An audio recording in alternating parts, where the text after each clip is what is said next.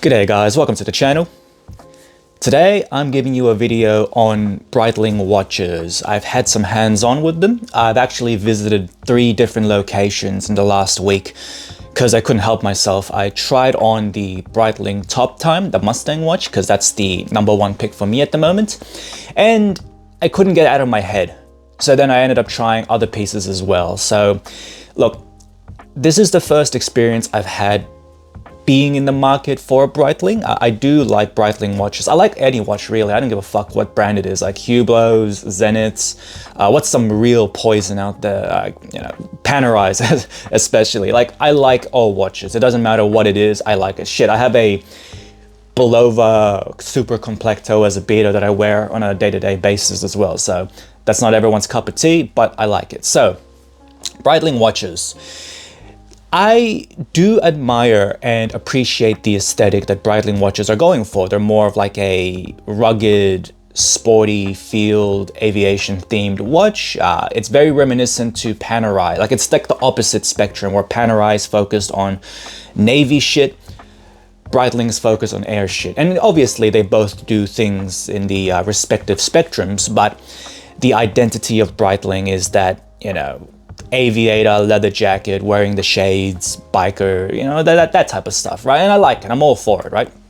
So what I was interested in was the Mustang Top Time B01, the 41mm with the exhibition case back. And that's because I own a Mustang, and I'm actually looking to get a classic Mustang in the future, a shell, and doing it up. I'm actually quite keen on doing that. So that's the top pick. However, I did get a chance to try on the new Meteorite GMT Chronomat. That's pretty cool. However, that's not something I'm in the market for because I do have the Cartier Santos dual time that fits that integrated watch bracelet GMT function. And speaking of which, wristwatch check, I am wearing my GMT Master 2 Zombie because I'm going to go out for a random lunch with my parents. So, GMT Chronomat, that was pretty sick, I'm not gonna lie, especially on the rubber strap. The bracelet, it's okay. Like, when I was at the boutique in Sydney, someone already bought that piece, and then the rubber strap was actually a good alternative. Now, I did get the opportunity to try on the Navitimers, so especially a 43mm, which surprisingly enough, it wasn't actually that big on me, which I was told Breitlings are supposed to wear a little bit bigger like Panerais. Again, very similar aesthetic philosophies. And I also got to try on the Navitimer 41 as well as the Navitimer 41 3-hander, so the chrono and the 3-hander. And I also got to try on the Deuce Machina Top Time as well, because this particular location in Burwood didn't have the Mustang Top Time. Now, overall, the quality of the watches, the way it feels, and just its wrist presence, definitely a great pick. However, obviously, when it comes to watches, watches aren't a good investment. Watches are more of an emotional purchase as opposed to a logical purchase. There are only a handful of brands out there and a handful of watches out there that will actually retain, if not increase in value. Like, as an example, this retails for about 29 grand. I got it for retail, or actually a touch under retail. And for some reason now they're trading at like 33, 34 grand. Don't know why, but that's the watch market for you. The JLC that I have retails for about 41,900. I got mine for, somewhere around the 30G range. But if I was to get rid of it, I'm going to get pumped, right? I'll probably only get like 25 grand for it. So there's a clear disparity when it comes to valuation of watches. And that's not the most important thing in the world. However, it is a consideration depending on where you are in life on spending X amount of dollars on a watch, right? Like, if you don't care about the depreciation and you're in a good position, obviously it's not going to matter as much to you. However, as I always say, the rain always comes. It's a beautiful sunny day, but rain always happens, so you never know what's going to happen.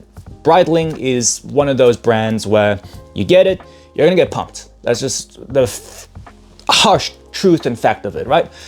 To me, it doesn't matter because I obviously like the watch, the Mustang Top Time. That's the one I'm going for at the moment, but I haven't seen the alternatives. I haven't seen the IWC, I haven't seen the Railmaster.